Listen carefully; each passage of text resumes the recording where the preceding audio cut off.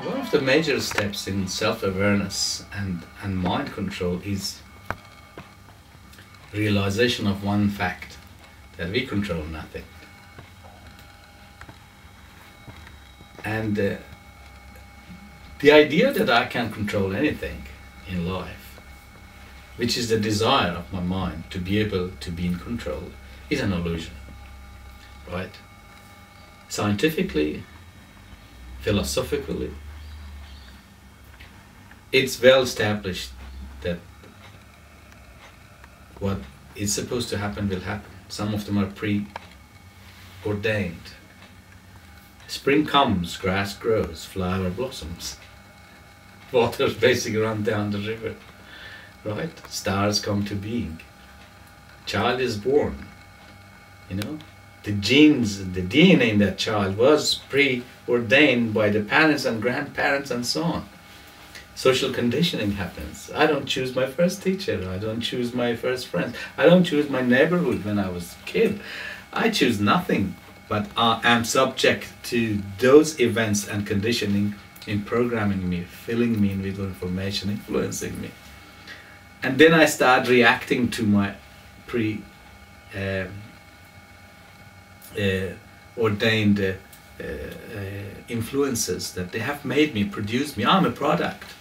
Mentally, biologically, emotionally, I'm a product. And then even scientifically it is proven that 6 seconds before I have acted on something, my mind has already made that decision. Response is already made by mind before I'm aware of it.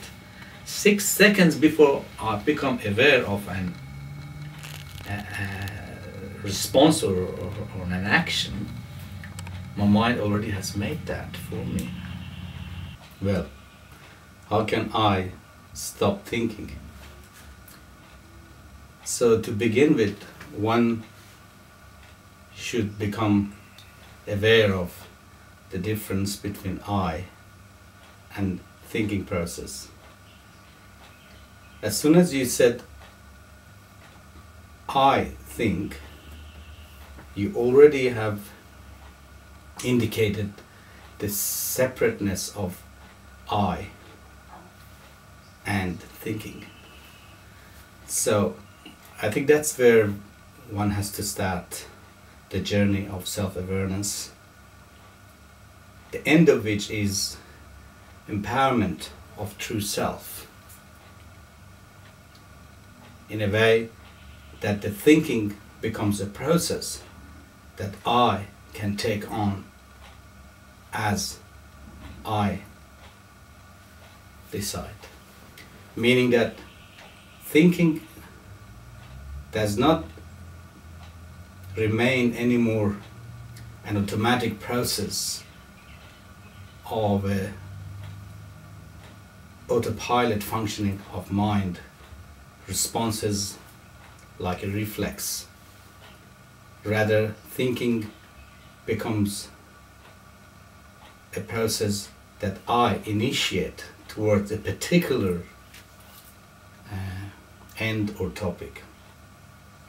I become the rider, mind becomes the horse, and I and the horse and the body as a whole becomes me. But when people say that I can't stop thinking, that means the background commentary that is running uninterrupted within mind is not controlled. Meaning that as I observe, see, smell, and take in the information from my environment, mind automatically makes an assessment, a commentary, a judgment, a response of any sort about what is going on without I decide. And with that comes emotional responses. Some of them are very strong, like emotion of fear, for example, is very strong, or anger. They can be provoked without even I'm in control of it. So this is what needs to be addressed.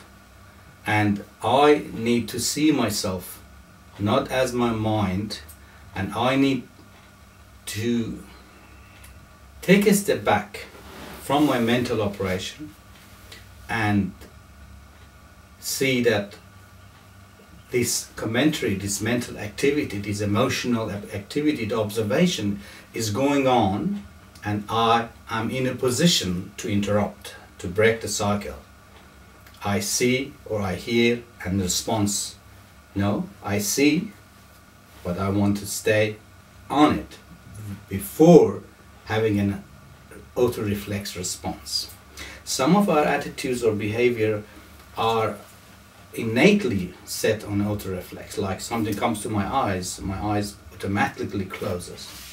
We can't control those things. Or as soon as I eat food, the digestive system starts working its own. But there are some aspects of my being that they are supposed to be within my control. Why I lose control is because the sense of me as the chief in command of my being is being undermined by my mental automatic reflex activities, which involves emotional responses to situations and peoples and events. And that is where I would start. And the course I Think I Should Not Think tries to address this process of becoming self-aware and realizing my powers as my true self beyond my mental capabilities and mental machineries and mechanics of my thinking, emotions and responses, and then how to break that cycle and how to acquire a still mind, a mind which can stay quiet even though when I receive information, but still mind is not provoked to create a response till I make that response. It feels beautiful to be in a state of no thinking, but how does this work if you have to worry about tomorrow and your day-to-day living? Yes, that's a very powerful position that my mind always has, meaning that I have to worry about tomorrow. I have got to worry about what's going to happen next. My well-being, my success, my possible failure, my job, my career, my relationship, all of these things are basically posing very attractive subjects to my mind to keep thinking and presumably answering those questions or responding or planning in a way that I can feel that I'm trying to gain control on my future. And this is the illusion that we always fall for, meaning that illusion of believing that I can control future or I can make things possible in a particular way so that future will happen in a particular way that I'm going to be fine with that. And with that comes the baggage of concerns and worries and stress and anxiety about what if it goes wrong. So the key issue here is not to be oblivious of future. Yes, future will come. But more importantly, I'm in the present time, and whenever future comes, can only come in the form of present time, because we never access future as future. Future becomes present moment, and then I experience always the present moment. Then I have also a view of what may come next. The way we respond to the future is not factual. The way we respond to the information that comes to us is not necessarily factual. It is always involved with our emotional experiences as well as information from the past. So when an event occurs, when I receive a letter from my employer, for example, and that letter is demanding me to have a meeting with my boss first thing in the morning, what goes in my mind is far more than the information which has come to me in a way of letter. I've seen the letter, I've read the text, but text only is talking about meeting my boss at some stage in the next day. But then the entire stress, anxiety, expectation and insecurities which comes with it, they are a product of the imagination of mine based on what I have experienced in the past, my confidence and so on and so forth. These emotional upheavals that are generated and invoked as a result of this letter, they are not factual. They are emotionally produced, amplified, inflated information that are not helpful with respect to my meeting with my boss. My response at this point of time should be limited to putting the meeting on my diary. Beyond that, everything else that my mind suggests and comes with the possible scenarios is not needed, is a chaos, is out of control emotional triggers that creates all form of disorders in my very physiology. And I need to have a restful night, I need to enjoy my moment, I need to enjoy whatever I'm doing today, and I need also to be prepared for a meeting tomorrow. And between now and then, I need to be master of my own being in a way of experiencing my rest of time.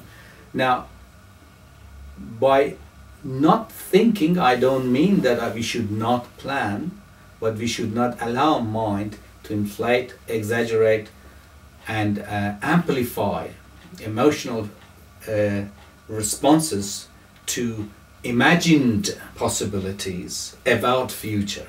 And these imagined possibilities are like a nightmare. And can we control and contain them? Yes. How? Yes, I can give you one example that for step one has to recognize that they are not factual. My mind generates them based on my past experiences, my social conditioning, my many other influences on me in the past, and then basically it projects to the future, and I'm basically caught between that. So I need to recognize that, number one. And there is more into it in terms of how do I develop abilities and techniques in switching off my mind and acquiring a still mind when I need still mind. Still mind meaning that I reset the button, I close the windows in this computer that I'm not happy with, and I start windows that I want to be busy with. And that ability can be acquired with self-awareness.